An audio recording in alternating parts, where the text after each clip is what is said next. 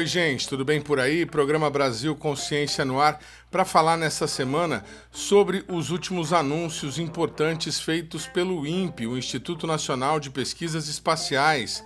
Como nós antecipamos no último programa, o Instituto revelou na última terça-feira, dia 27, o nome da empresa que vai fazer o lançamento do satélite Amazônia 1B e você vai saber mais detalhes nessa edição. Nós também vamos falar sobre a retomada do projeto do satélite EQUARS, que teve um dos seus sensores licitado ao final do ano passado. Tudo isso e muito mais nessa edição do Brasil Consciência, que é uma realização do SINDICT, o sindicato que representa os servidores públicos federais do INPE, do DCTA, do CEMADEM e da Agência Espacial Brasileira. Antes, a gente vai falar para vocês sobre o modelo matemático MONAN. Você que acompanha o nosso programa se lembra que no ano passado nós estivemos na inauguração do novo supercomputador Jaci. 3, 2, 1, Jaci! E naquela oportunidade, o INPE apresentou à ministra Luciana Santos como estava a implantação do sistema MONAN. Então, basicamente, a gente já tem o MONAN instalado, né? Já fizemos avaliações.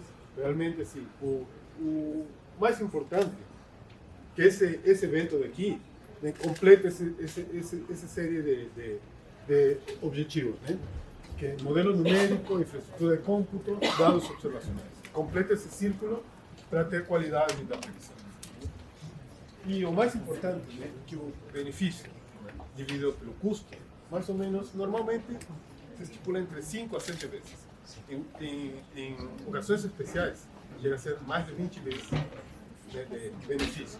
Recentemente, o Instituto anunciou a conclusão da fase de calibração e transferência dos dados para o novo supercomputador Jaci e agora o MONAN já está operacional. Para saber um pouco mais sobre o software que o Brasil está desenvolvendo, nós entrevistamos o pesquisador responsável pelo desenvolvimento, Saulo de Freitas. Como que surgiu o modelo matemático MONAN? Bom, o MONAN surgiu de uma reunião com diversos cientistas brasileiros no início de 2021, né, com a ideia de trazer formas de colocar o Brasil no estado da arte em termos de qualidade, de previsão de tempo e clima, né. E dessa reunião foi levantado, criado, desenvolvido um plano de ação. E esse plano ele envolveria a mudança de 2 paradigmas importantes na questão da modelagem numérica de tempo e clima do país, né?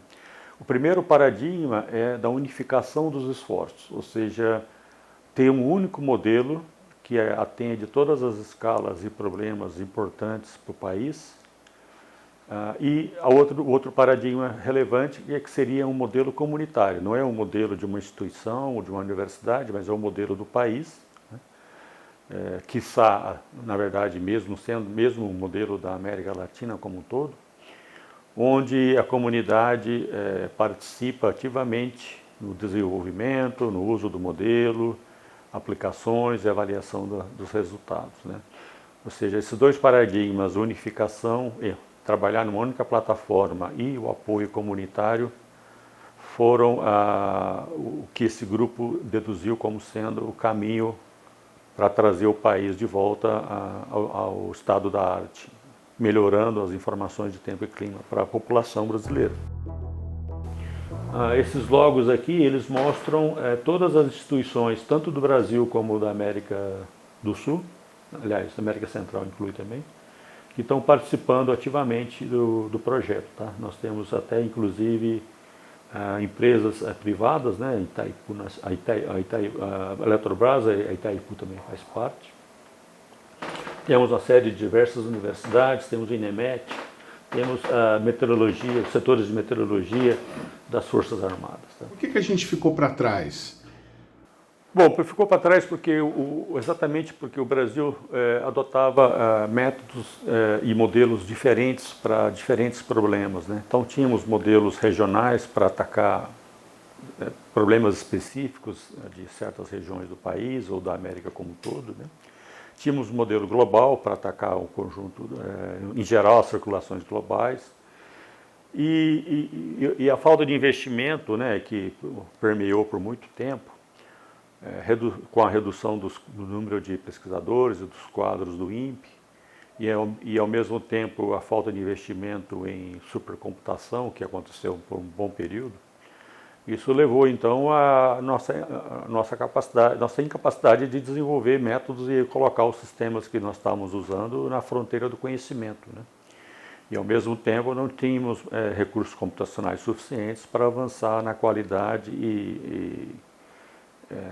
e acurácia e acuidade espacial dos modelos, né? Então a escolha de uma plataforma unificada, ela é muito sábia. Ela não é algo inédito no Brasil, o mundo inteiro tem adotado essa linha, né? E essa escolha é no sentido de todo mundo trabalhar numa única plataforma e todo mundo colocar a sua expertise, de modo que essa plataforma possa ser mais facilmente ser colocada e mantida no estado da arte mundial.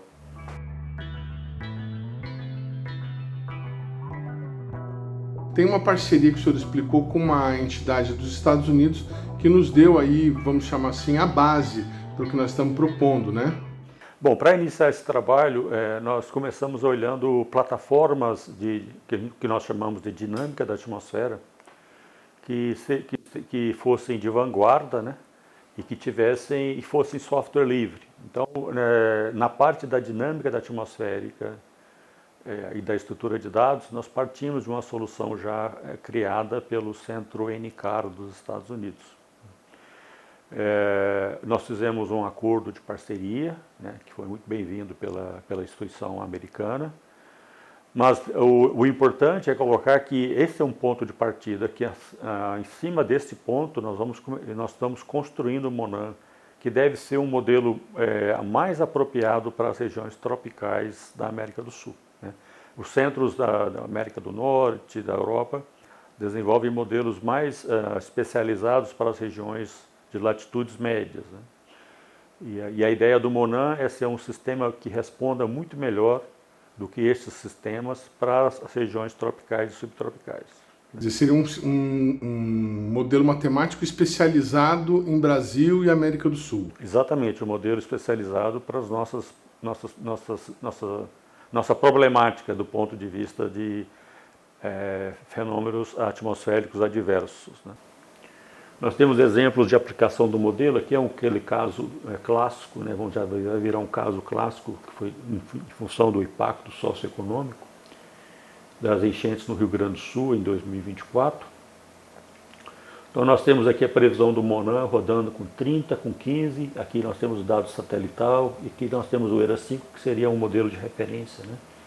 Então veja que o modelo consegue reproduzir muito bem o dado satelital, tá? E muitas vezes até melhor que o modelo de referência. Por que o senhor fala que ele reproduz melhor? O que esse mapa mostra que ele é melhor? Esse mapa está mostrando o acumulado de chuva previsto pelo modelo, acumulado em um dia. Aqui as cores mostram a quantidade de acumulado, tá? Certo. Então quando você está com as cores mais vermelhas, você está acumulados aqui de 100 e 150 milímetros de chuva, tá? Você vê que a estrutura, a localização é muito próxima com o que foi estimado via satélite, que seria a nossa melhor referência, tá? Ou, por exemplo, esse caso aqui, você teve chuvas muito intensas, você vê que as cores estão mais fortes, né? Uhum. Então você tem chuvas mais intensas, o modelo também teve chuvas mais intensas previstas. O modelo, ele, apesar de ele não conseguir simular um tornado em si, ele conseguiu capturar as condições para a formação de um tornado, né? O tornado da cidade do Rio Bonito de Iguaçu, que foi no ano passado, em novembro do ano passado, né? O modelo conseguiu simular muito bem o deslocamento da chuva do tempo severo, tá? As rajadas de vento, o modelo conseguiu prever de 100 até 180 metros por segundo. Desculpa, 100 a 180 km por hora. E a localização da chuva e do topo de nuvem também estava bem previsto. O que o modelo está fazendo agora que passou essa fase de calibração e o que vocês ainda pretendem fazer? Nós já estamos fazendo, nós estamos a 100% a plenos pulmões da previsão do tempo que a gente já fazia? Bom, eu diria que sim. O modelo hoje ele tem um componente atmosférico e o componente de superfície continental. Ou seja, ele ainda não é um modelo do sistema terrestre per si, né? Isso é um trabalho que está em contínuo desenvolvimento, que é um trabalho de integrar a esses componentes um componente oceânico e de criosfera. Isso é um trabalho que vai ser iniciado neste ano.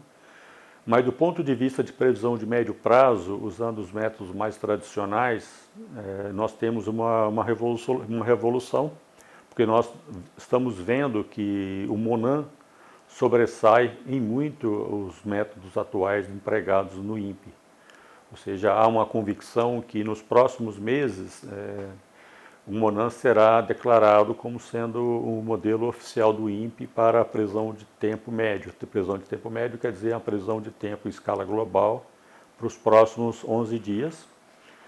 E a resolução espacial, o detalhamento espacial que nós vamos entregar é um detalhamento de 10 por 10 quilômetros, que é competitivo com os centros mundiais. Por exemplo, quando você verifica a resolução do modelo centro-europeu, que provavelmente é o melhor modelo que existente, eles estão rodando uma resolução de 9 por 9 quilômetros quadrados. O modelo do NCEP, que é um segundo modelo de referência mundial, a resolução de 12 por 12, o modelo ICON na Alemanha na faixa de 11 por 11. Então nós já lançamos o MONAN em caráter de pré-operação para se tornar operacional nos próximos meses, como falei, uma resolução de 10 por 10, que é um detalhamento muito, muito bom para resolver sistemas de grande escala e sistemas de chuvas convectivas. Uma coisa importante, relevante, é dizer que o MONAN computacionais não estruturadas, que são tipicamente hexágonos, que podem ser refinados, então você pode ter uma resolução variável, você pode detalhar melhor fenômenos convectivos, por exemplo. Daqueles 10 quilômetros que o senhor estava falando, pode diminuir a resolução? Pode diminuir e ir para tão fina quanto 1 quilômetro por 1 Nossa! quilômetro. Existe algum indicador que possa ser usado, assim, por exemplo, percentualmente ou em número de horas que a previsão é antecipada, algo que demonstre essa maior eficácia do MONAN em relação ao que era feito até o momento? Olha, quantificar é algo que demanda tempo, porque nós precisamos de ter uma massa grande de dados do modelo para poder quantificar o percentual de ganho. O que nós estamos vendo no dia a dia, nós temos previsões rodando a 10 km, já vai fazer 2 meses de previsão, é que nós estamos sendo melhores até que o modelo americano, o modelo GFS, tá? Na previsão de precipitação, tanto em escala global como para a América do Sul. E tem uma coisa muito interessante, que quando você olha a qualidade das previsões ao longo do tempo de integração, essa qualidade está caindo numa taxa ela cai numa taxa muito menor do que a taxa que o modelo atual do CPTEC cai. Ou seja, nós estamos tendo resultados melhores e com a qualidade que persiste por um prazo mais longo. Então isso é relevante, porque isso quer dizer que as nossas previsões de prazo mais longo também vão manter uma qualidade melhor do que a que vem sendo entregue atualmente pelo INPE. Quando o senhor fala isso, quer dizer, uma previsão de mais longo, o senhor está falando do quê? 15 dias, 30 dias? Não, essa previsão de médio prazo, ela vai até 11 dias de integração. Quando eu falo assim, a previsão para o 5º dia hoje, do MONAN, ela é melhor do que a previsão para o 5º dia do modelo atualmente em uso. Ela é mais precisa que a previsão do modelo anterior. Ou seja, vai chover no período da tarde. No período da tarde realmente chove, se for o MONAN que falou, a outra pode errar. Porque tem um detalhe importante que a gente tem que colocar no contexto, porque o problema da previsão é um problema que depende da condição inicial e é um problema que a qualidade da previsão ela cai com o tempo. Ou seja, a previsão para hoje sempre é melhor do que a previsão para amanhã e assim por diante. Tá? Então, quando você tem um modelo com uma dinâmica mais completa e com uma discretização mais bem feita, essa taxa de queda de qualidade, ela é menor. Então, isso é que nós estamos vendo no Monan. Ele tem uma taxa de queda de qualidade menor, ou seja, ele preserva por mais tempo a acurácia da solução. E isso é um bom indicador, principalmente porque quanto mais longo, quanto melhor for a previsão de prazo mais longo, melhor é para os mecanismos de mitigação dos diversos órgãos federais terem melhor eficácia nas suas soluções, né? Agregar esses outros dados, essas fontes de dados, pode ter algum complicador? Não, sempre você pode melhorar o modelo. O modelo é uma aproximação da realidade, ele usa aproximações das equações, ele precisa de dados de entrada. Então sempre há formas de aprimorar o resultado, né? O Monan hoje já é uma realidade, então eu te afirmo que ele já gera resultados de precipitação de chuva distribuída globalmente, principalmente na América do Sul, de qualidade igual ou superior ao modelo GFS americano. É certamente superior ao modelo atual usado no INPE, isso é uma realidade, tá? Mas sempre pode ser melhorado. Um aspecto fundamental, aquilo que nós estávamos discutindo, que é a questão dos dados, né? Dados observados, que são necessários para melhorar a condição, o ponto de partida do modelo. Então, quanto melhor o ponto de partida, quanto mais próximo da realidade estiver o ponto de partida no sentido, o estado da atmosfera hoje, quanto melhor isso, melhor vai ser a previsão para amanhã e assim por diante. Então, esse é um aspecto que nós estamos trabalhando, isso ainda não está pronto. Tem um grupo no INPE que trabalha com esse setor chamado assimilação de dados. Tem um outro grupo que trabalha na parte de observação, de obtenção de dados satelitais para gerar esses dados. Uma vez que isso estiver incorporado e funcionando no Monan, isso vai trazer um outro salto de qualidade das previsões. Tá? Segundo o pesquisador, o advento do Monan deverá ser referência também para países vizinhos ao Brasil.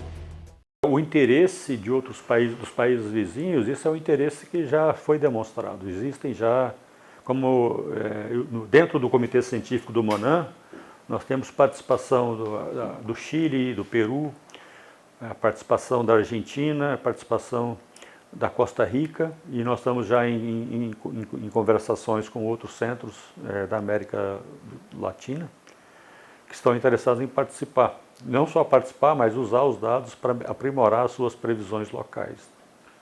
O projeto de renovação do sistema de supercomputação do INPE, ele prevê ainda outras 3 fases, adquirir outras 3 máquinas. Isso muda alguma coisa no desenvolvimento do Monan? Não, isso traz mais suporte para o desenvolvimento futuro, né? Porque nós temos outros aspectos a serem desenvolvidos. Um deles é a chamada previsão por ensemble, que é, em vez de você fazer uma única previsão para amanhã, você faz um conjunto de dezenas de previsões com pequenas variações no modelo. E esse conjunto de soluções, de previsões, eles vão te dar uma ideia da capacidade de previsão do modelo, ou seja, eu vou conseguir quantificar melhor a probabilidade de acontecer um evento severo ou não. Então, para mim, isso significa o quê? Que eu tenho que, em vez de rodar uma única instância, eu tenho que rodar algumas dezenas. Então, se eu tiver um poder computacional maior, eu vou conseguir, então, gerar esse tipo de informação probabilística, que é mais confiável, né? Um outro aspecto é que, trazendo para dentro do modelo atmosférico a parte oceânica, isso aumenta o custo computacional. Então, se eu tiver um sistema de computação com maior desempenho, isso vai suprir essa demanda de ter um modelo totalmente acoplado, rodando em tempo real. E tem outros aspectos, por exemplo, se você quer incluir informação de poluição do ar, você tem que incluir química da atmosférica, gases, traços, aerossóis, isso também demanda um aumento do poder de computação. Então, essas 3 novas investimentos que vão acontecer nos próximos anos, incorporando mais recurso computacional ao CPTEC, isso é muito importante. E isso dá uma longevidade grande para o CPTEC de ficar na vanguarda da qualidade da previsão de tempo, né? A gente tem, posso citar aqui os Jetsons ou aquele filme De Volta para o Futuro, a perspectiva de que num futuro distante ou não muito distante, a gente consiga receber no relógio ou no celular que vai chover em 5 minutos. Isso vai ser possível de fazer? O Monan vai conseguir fazer isso? É muito complicado responder a sua pergunta, porque o que dificulta muito na questão da previsão de tempo é que a evolução da atmosfera ela é intrinsecamente caótica, ela tem uma dependência muito forte da condição inicial. Tá? Uma vez que você sabe a condição inicial perfeitamente, você em princípio poderia saber a evolução perfeita da atmosfera. Tá? Mas veja bem, a condição inicial ela é informada através de observação. A observação em si ela tem erros, tá? E a observação em si ela é esparsa. Você não tem observação em todos os pontos do espaço, né? Então a informação da condição inicial ela inerentemente ela entra com uma certa imprecisão, com uma certa margem de erro. Isso leva a uma solução de previsão. Mesmo se você tivesse um modelo perfeito, isso te levaria a uma condição que a gente chama que você tem um erro, um crescimento do erro, um crescimento muito rápido do erro do modelo, que levaria o modelo para uma trajetória que não é a trajetória realista. Tá? Então, dizer para você que em algum momento a gente vai conseguir olhar no relógio e dizer que a cada 5 minutos vai chover ou não, isso não é imaginável no ponto atual do nosso conhecimento técnico-científico e capacidade de processamento. Tá? O que eu posso dizer para você é que a gente está cada vez mais chegando próximo desse ponto. Tá? Ou seja, a gente está cada vez mais melhorando a qualidade e a acurácia da informação. Mas isso é um trabalho muito árduo, é um trabalho muito complexo, que requer manutenção de investimentos, tanto do ponto de vista de profissionais, como também do ponto de vista de manutenção de acesso a supercomputadores, né?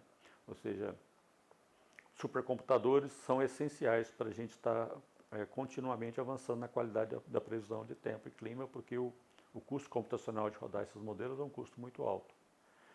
Então eu diria que o que eu posso dizer para você é que a previsão que o CPTEC vai entregar com o Monan certamente é melhor do que a previsão que estava entregando anteriormente. Tá?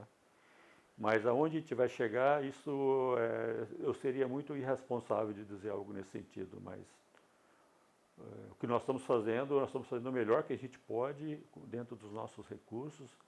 Nós estamos chegando ao nível da capacidade internacional, o país está voltando a ficar no estado da arte. Tá? E vamos continuar caminhando juntos com a comunidade internacional no sentido de encontrar esse alvo que você colocou para nós aí, de ter a previsão de chuva daqui.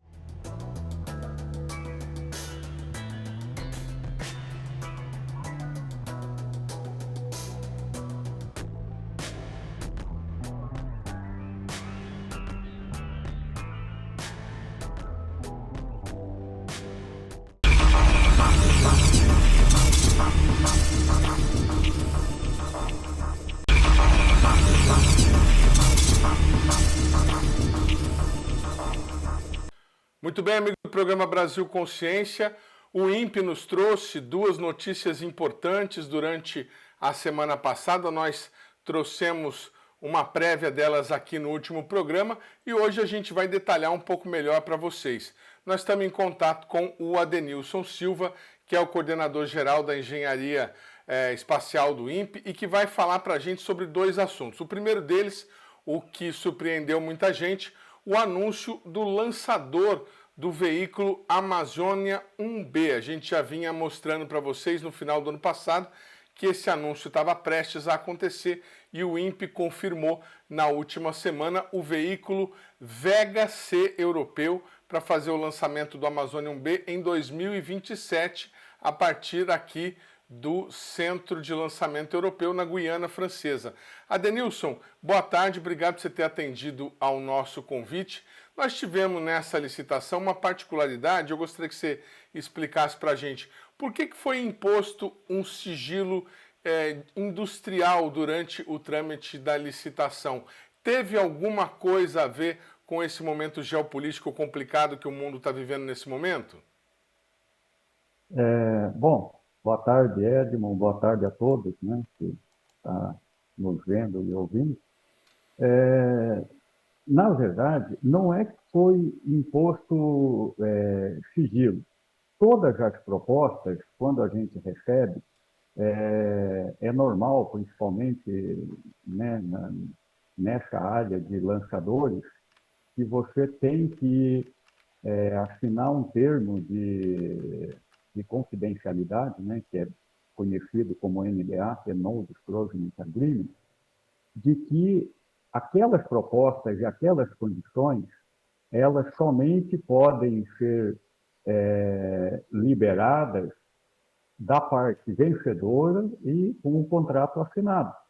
Então, como a gente teve muita dificuldade para viabilizar do ponto de vista financeiro, então essa é a razão de que levou-se esse tempo para que pudesse ser tudo liberado, publicado, as informações a respeito do processo. Mas o processo já estava pronto para ser contratado desde maio de 25. Então, a gente estava no aguardo. Muito bem, desde maio de 25, então você já tem a empresa escolhida, faltava arrumar o dinheiro para poder anunciar. Além da empresa vencedora, que fica no Texas, na verdade é uma espécie de agência de viagens espacial, né? Quais outras empresas participaram? Se é que você pode dizer para a gente. Sim, os nomes eu posso dizer, né? Claro que não vou, como não são propostas vencedoras, a gente não pode entrar em detalhes. Mas nós tivemos propostas de outra empresa americana, que é a chamada Maverick Space. Tivemos também propostas da agência, do braço comercial da ISO, que é a MFIL, né? E também, na verdade, da Maverick, a gente teve duas propostas, onde uma ela ofertava o PFLV e a outra ela ofertava o Falcon 9, da SpaceX. Tá? Então, no processo foram recebidas, né, 4 propostas. Uma foi desclassificada tecnicamente, então foram aprovadas 3, e essa da Space Launch foi a proposta que foi classificada tecnicamente e ofertou o menor preço. Então foi um processo de técnica e preço. Muito bem, quer dizer, a empresa, a Space Launch, que tem sede no Texas, ela, além de cumprir os requisitos técnicos para lançar o satélite de 700 quilos, o Amazonian B que vocês especificaram, ela também ofereceu o menor preço na licitação. Estou procurando aqui no comunicado do INPE, na minha cola nesse momento, me fugiu o valor da licitação. Você considerou competitivo pelo que você tem acompanhado do mercado internacional, Adenilson? Olha, sim, uma das bases, né, de preço que a gente tem que fazer um estudo bastante detalhado aqui, principalmente nessa parte de preços. O valor contratado hoje, ele é muito próximo, né? Eu não vou dizer exatamente igual, se a gente pegar o do Amazônia 1 e corrigir pela inflação em dólar. Tá? Então, a empresa Space Launch, ela praticamente pegou o valor, a proposta dela, né? Não que ela pegou, mas a proposta dela está equivalente a gente pegar o valor do Amazônia 1, que foi contratado em 2018, corrigir pela inflação em dólares, que chegou perto de 30%, esses 5 anos praticamente, aí deu o preço da contratação atual. Estamos aqui com o valor agora, achei na minha cola, 30 milhões de euros, 188 milhões e 200 mil reais, o valor para o lançamento, praticamente a metade do que o Flamengo vai pagar pelo Paquetá. Um preço bastante irrisório se você comparar as vantagens que vai ter para o Brasil. Você falou sobre a correção de valores do Amazônia 1 para o Amazônia 1B, mas existe uma diferença de massa entre os dois satélites. Agora, há uma outra semelhança, né?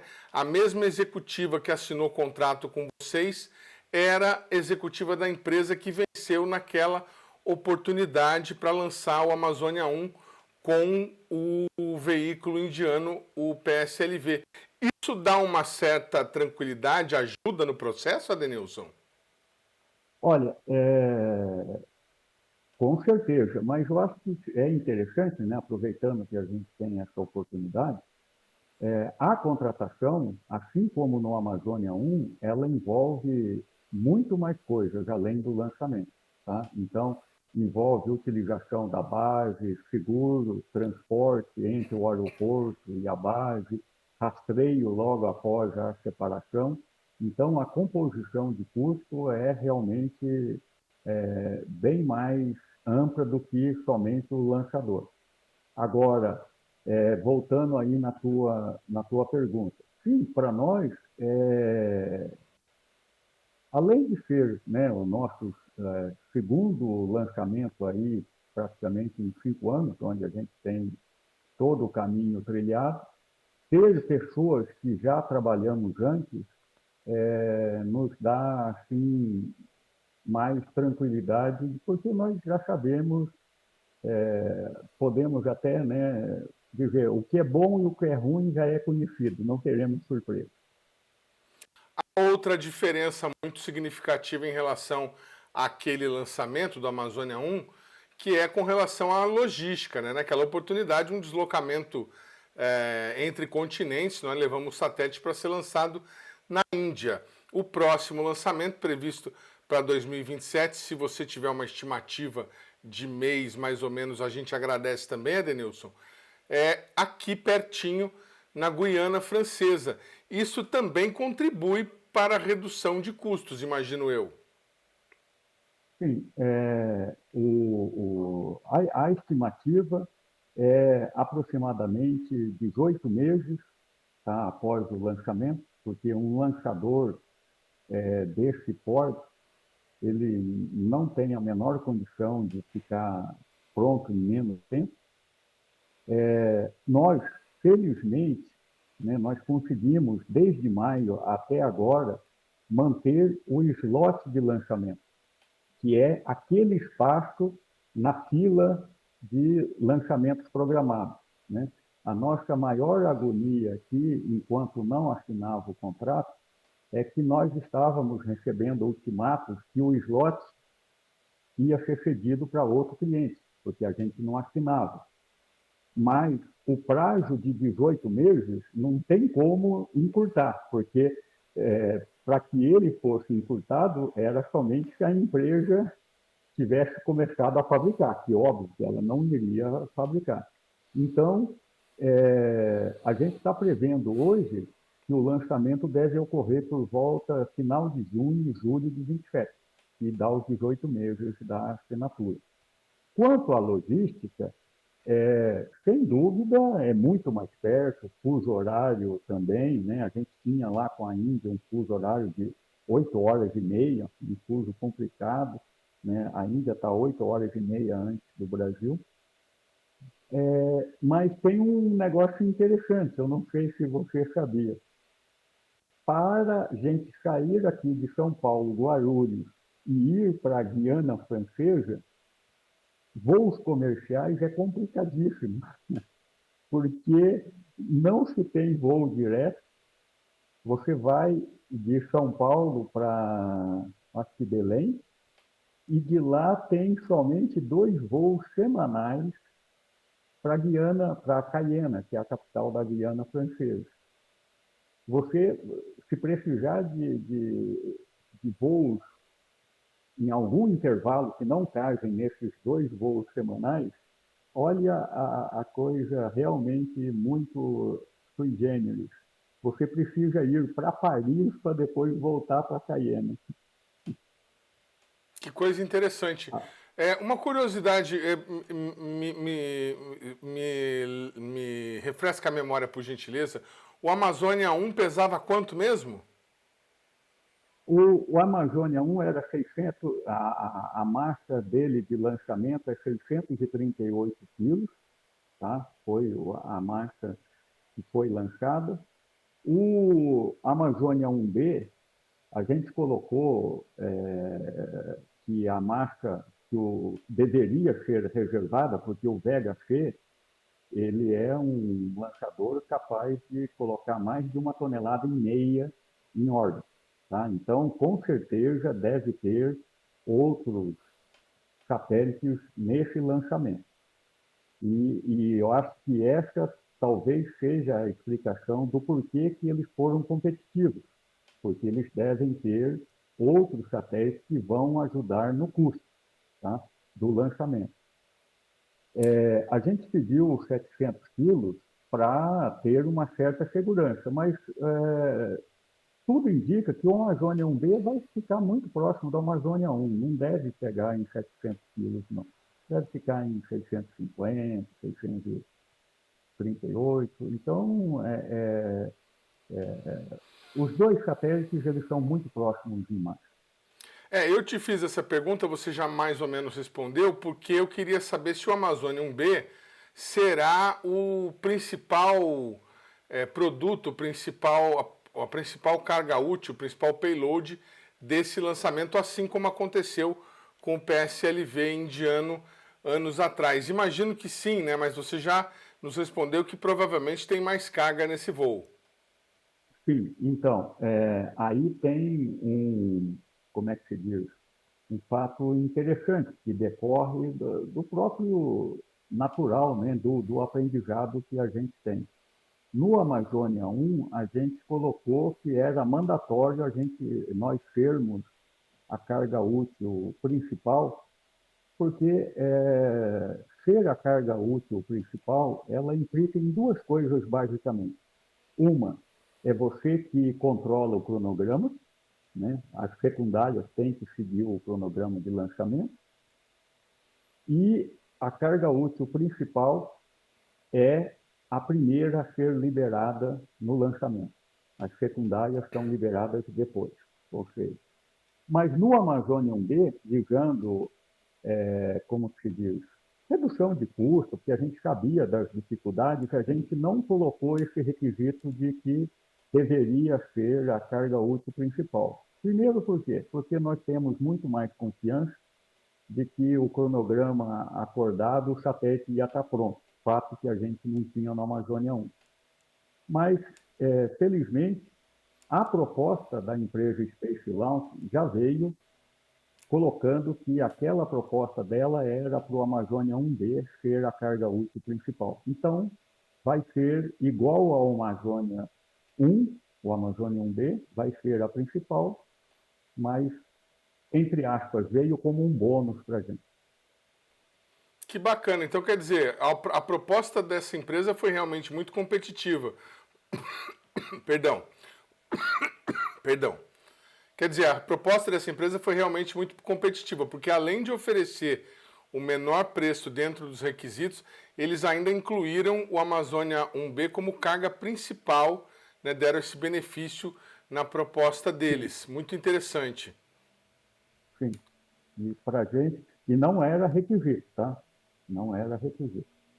Muito bem. Bom, você falou em seguro e eu gostaria de saber uma opinião pessoal. Deu algum alívio na equipe saber que o vencedor foi o foguete europeu, uma vez que o PSLV tem tido alguns incidentes, algumas falhas recentes aí no histórico dele? Se fosse ele de novo, vocês teriam algum temor pelo satélite? Lembrando que o seguro justamente garante o ressarcimento em caso de perda da carga útil. Sim, para nós, né, principalmente eu pessoalmente, bastante da equipe, estivemos na Índia, conhecemos as pessoas que trabalham lá. É realmente muito triste ver essa sequência de falhas, né? Porque o PSLV ele está hoje para lançador com um histórico muito ruim, porque ele está com duas falhas consecutivas, né? falhou em maio do ano passado e falhou agora, não sei se dezembro, janeiro, mas foi recente, agora de pouco, né? Falhou de novo, já nem me recordo direito. Agora em janeiro mesmo, Então, com 5 foi cargas úteis janeiro. brasileiras.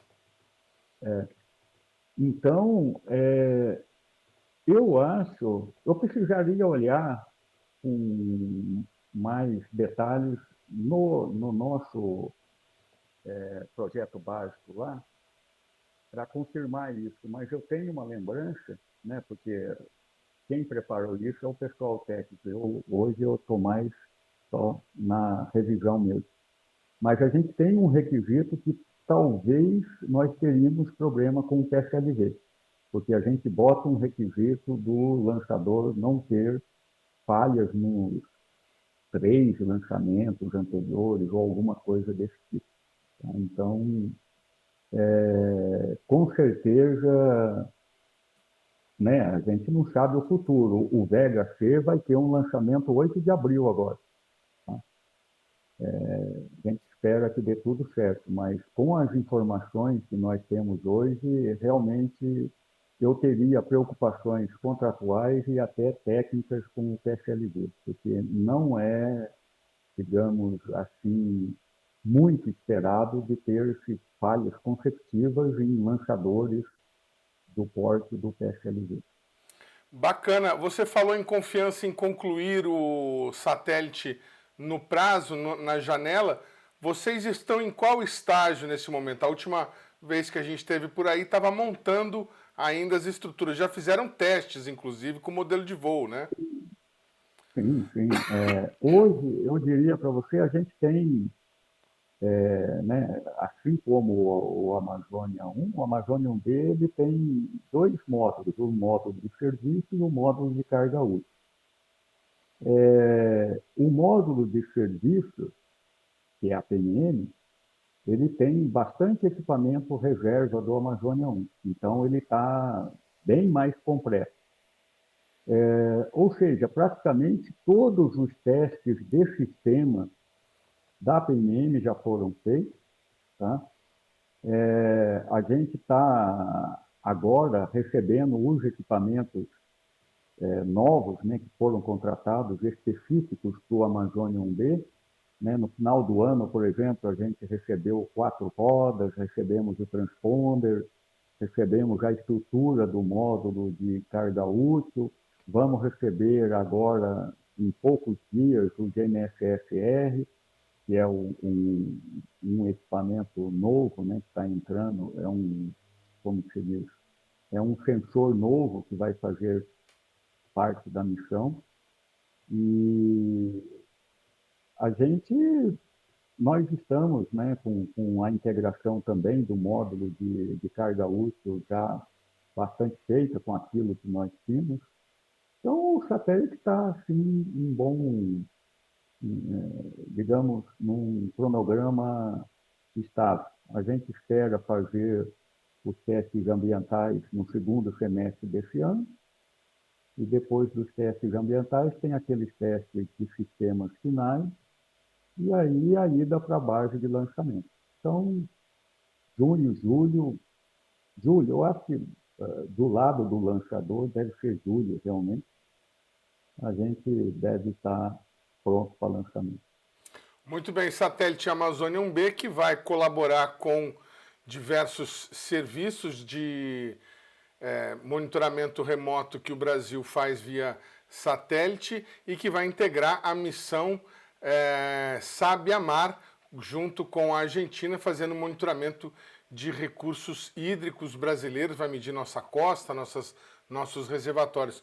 Para quem não conhece, Adenilson, eu queria só que você explicasse que dispositivo novo é esse, o GNSS-R, que vocês estão instalando, essa tecnologia inovadora que o Amazônia 1B vai levar ao espaço. Tá. Bom, eu vou tentar da forma mais simples possível explicar isso aqui, né? Mas é uma tecnologia realmente bastante interessante e no Amazônia 1B a gente vai estar verificando e validando se as potencialidades que a gente prospectou, né, elas se comprovam. Uma vez se comprovando, a gente vai ter, assim, uma alternativa de monitoramento ambiental muito abrangente e robusto. Como é que funciona esse equipamento? Ele funciona praticamente como sendo um pseudo-radar. Por quê? O que é um char normal? Ele tem uma antena que emite as ondas eletromagnéticas, né, gastando uma energia enorme para emitir aqueles feixes. Ele bate na superfície da Terra e retorna. Quando retorna, as antenas recebem o retorno e aí você forma a imagem radar, a imagem char. O GNSS-R é o seguinte, ele utiliza dados da constelação de navegação, que pode ser Galileu, GPS, GLONASS e até Beidou. Tá? Então, em todo lugar, aqui na Terra, esses sinais eles estão sendo emitidos para a Terra. A prova disso é que a gente usa o Google Maps, tem as entregas, né, de comida, delivery, Uber, essas coisas todas. O que é a técnica de GNSS-R? Você bota 4 antenas de altíssima sensibilidade voltada para a Terra e uma antena voltada para o espaço. Esse conjunto de antenas recebe o sinal direto da constelação. No caso do Amazônia 1B, a gente vai receber da constelação GPS e da Galileu. Tá? Vamos receber dessas duas constelações. E as antenas que estão na parte, olhando para a face da Terra, elas recebem um retorno desse sinal. E comparando o sinal direto com esse retorno, você consegue identificar se aquela área que retornou é uma área alagada, se tem umidade no solo, se tem ventos na superfície do mar, porque as ondas fazem com que esse retorno seja diferente. Você pode monitorar áreas de degelo, ou seja, tem um rol de aplicações enormes. Inclusive, dá até para calcular biomassa, entendeu? Então, são uma frente de aplicações enormes que podem ser exploradas sem a necessidade de você ir lá em loco observar aquela região.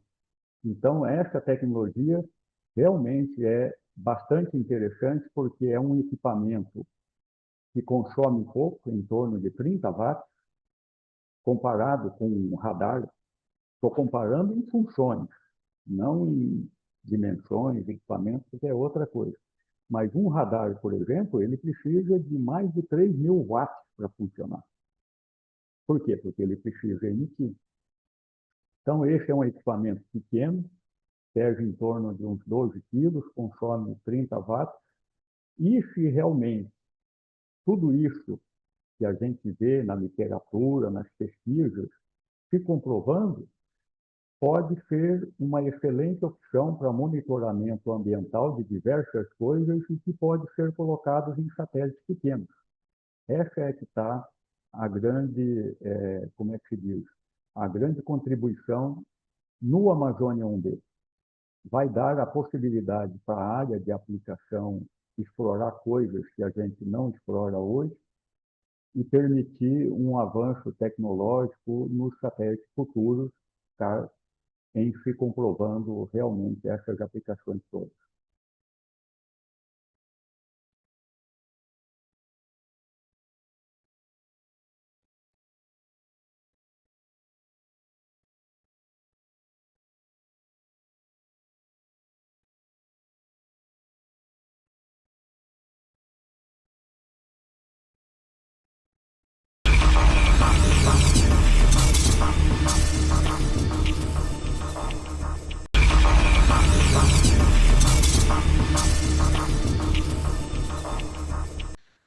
Segundo bloco, o programa Brasil Consciência de volta. Agora a gente fala com o Adenilson Silva sobre uma notícia divulgada recentemente, a aquisição do sensor Ionex, que era o último sensor pendente para a integração dos sistemas do satélite EQUARS, um projeto dos anos 2000, teve sua revisão, suas primeiras revisões feitas entre 2002 e 2004, e que depois desse tempo todo vai e vem mudanças de diretoria, mudanças de metodologia, falta de recursos, os problemas de sempre que o Programa Espacial Brasileiro enfrenta, o EQUARS está aí no caminho finalmente. A gente, confesso para você, Denilson, que a gente não sabia da retomada desse projeto, e a última vez que a gente tinha falado sobre esse satélite, lá em 2019, a informação que a gente tinha é que todos os sensores já estavam sendo desenvolvidos, inclusive um deles com apoio da FAPESP. O que aconteceu? Por que vocês precisaram licitar o Ionex? Não, na, na, na, na verdade, o Edmo, é o seguinte, o EQUARS, como você mesmo disse, ele nasceu com, né, com uma configuração lá há muito tempo atrás, com parcerias internacionais, que depois não se, não se confirmaram, e atrasos, falta de recursos, ou seja, foi uma combinação de fatores que levou a essa demora toda, né? Vamos colocar dessa forma. Então, desde lá de 2019, eu acho que foi 2021, mais ou menos, que foi tomada a seguinte decisão: olha, vamos desacoplar o desenvolvimento dos instrumentos da carga útil da plataforma, porque senão a gente acaba não tendo os recursos e um desenvolvimento acaba segurando o outro, de certa forma. Então, isso foi desacoplado. A gente desenvolveu a plataforma PCM, eu acho que você deve ter ouvido falar. A plataforma PCM é uma base, é uma plataforma multimissão, que é muito similar ao APM, que serve para diferentes missões, e ela, obviamente, que atende tranquilamente o satélite Waker, dado o tamanho dele, porque é uma plataforma para satélite da classe 200 kg. Então, esse era o desenho, e, em paralelo, conseguiu-se financiamento para ir desenvolvendo os instrumentos que iriam compor o módulo de carga útil. E esse financiamento foi obtido para desenvolver, não na integralidade, mas uma parte dos equipamentos via FINEP, e uma chamada FINEP. Então, essa chamada, esse desenvolvimento do Ionex, e tem outros também, não é somente ele, estão sendo desenvolvidos dentro do escopo desse convênio. Tá? Então, o que limitou na parte de equipamentos, experimentos, foi a limitação financeira que foi obtida e agora ele está sendo encaminhado. E da parte da plataforma, a plataforma também foi desenvolvida, ela está num estágio que se poderia partir para a compra de equipamentos, né? Mas a gente não tem recurso para isso ainda, e óbvio que também não está num estado de maturidade para iniciar isso. A gente tem que esperar um pouco mais o avanço dos equipamentos e dos experimentos. Bom, pelo que você está me dizendo, já esclareceram algumas dúvidas que eu ia te perguntar. A última vez que a gente tinha ouvido falar do satélite, em 2019, a ideia era de que ele tivesse aproximadamente 200 quilos. Apesar da plataforma se chamar P100, ela abriga 200 quilos, é isso? Ah, tá. Deixa eu te falar. Aí tem uma coisa que a gente precisa, talvez, é uma nomenclatura, que P100 é plataforma. Então, normalmente, uma plataforma ela carrega por volta de carga útil o mesmo ou até um pouco mais do que a massa dela. Então, a plataforma é 100 quilos, mas o satélite, como um todo, teria mais 100 quilos de carga útil. Somando a plataforma e a carga útil, daria os 200 quilos. Perfeitamente. Outra informação que você trouxe para nós: o Ionex não é o único sensor que ainda está faltando, tem outro para ser licitado ou já foi licitado? Não, isso não é que aí entra uma diferença, né, bastante típica de missões científicas. Você não encontra esses equipamentos prontos para ser comprados. Eles precisam ser desenvolvidos, tá? Não, são muito específicos. Então, não é que vão ser licitados. Eles dependem também da força de trabalho do INPE, depende de recursos financeiros e depende de contratos que são feitos na indústria, mas segundo um projeto do INPE. Então, a gente não vai licitar um equipamento ou coisas desse tipo, porque eles não existem. Então, eles fazem parte de um processo de desenvolvimento. Essa que é a grande diferença. Se pudesse a gente sair no mercado e sair comprando, seria mais rápido, mas para missões científicas não é isso que se aplica. Temos na licitação para o Ionex um prazo de 18 meses para que a empresa faça o sensor. Isso está de acordo com o que vocês estão imaginando para finalizar o satélite, ou vamos fazendo e a hora que der a gente integra e existe algum prazo, algum plano para esse satélite agora? Sim, o plano é o seguinte: a gente precisa ter, como eu disse, a parte de plataforma, elas estão muito bem estabelecidas, tá? A gente tem uma maturidade que permite dizer o seguinte: entre para esse satélite desse porte, por volta de 24 a 36 meses, a gente consegue fornecer uma plataforma dessa. Por quê? Porque já tem provedores típicos e que podem fornecer isso. Agora, nós somente vamos ter condições de colocar uma data assim mais firme, quando que ficaria pronto o satélite completo, depois que realmente fechasse esses contratos, esses desenvolvimentos dos equipamentos e dos experimentos, da parte do módulo de carga útil, entendeu? Porque essa parte é que é a parte que precisa ser desenvolvida. As outras partes, a maioria delas, a gente consegue, seja na indústria nacional ou fora, adquirir rapidamente.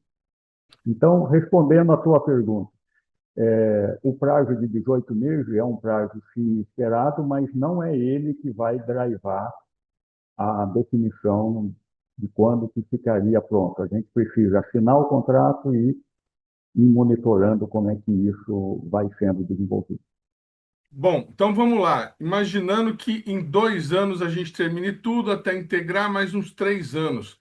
Estamos em 2026, 27, 28, 29, até 2030 a gente lançaria. Um satélite que foi idealizado em 2000 será relevante em 2030, cientificamente falando, Adenilson? Não sei se essa parte lhe cabe, já que você é responsável por construir e não projetar o satélite. Então, a parte da ciência, eu converso bastante, né, com o pessoal. Esse é um dos pontos que a gente discute, sim.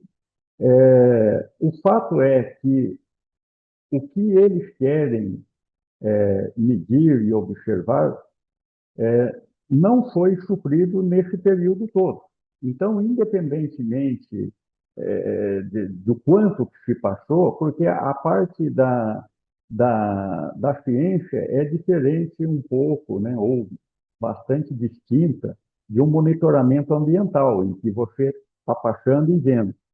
A parte da ciência ela é guiada por quem mediu e provou as teorias ou comprovou as coisas que eles estão procurando estudar com essa missão. Então, se passou muito tempo, mas ainda mais agora, né, que recentemente vocês, ou todos nós vimos, né, está tendo atividade de tempestades solares e coisas desse tipo. Eu, como você bem lembrou, né, eu não sou cientista, não trabalho nessa área final, mas me parece, sim, relevante e interessante manter a missão. Muito bem, a gente agradece mais uma vez a disponibilidade, a presteza com que o Adenilson interrompe lá o serviço dele para nos atender. Obrigado, Adenilson, pelas informações e sucesso aí no trabalho. A gente segue acompanhando o Amazônia 1B. Vamos tentar fazer uma visita em breve para filmar como é que tá, viu? Ok, obrigado. Eu que agradeço a oportunidade, né? A gente está aqui e, com certeza, logo, acho que daqui uns 3, 4 meses seria interessante dar uma olhada, porque chegaram os novos equipamentos, então já bastante coisa deve ter mudado da última vez que você deve ter visto. Tá bom? Obrigado aí pela oportunidade. O programa Brasil Consciência de hoje vai ficando por aqui. Você que quiser conferir os demais conteúdos produzidos pelo SINDCT, nossas redes sociais estão na tela nesse momento. Dúvidas, críticas, sugestões, nosso e-mail é sempre o caminho para o contato com o nosso programa. A gente volta na semana que vem com mais uma atração inédita para vocês.